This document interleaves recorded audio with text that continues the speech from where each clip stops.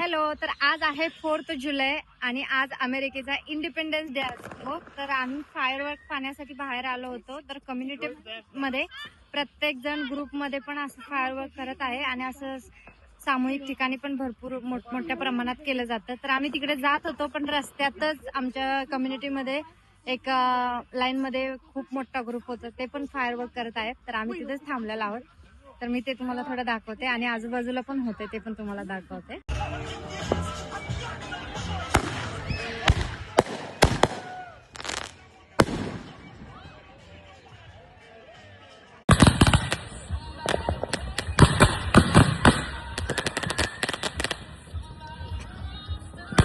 There's a flag.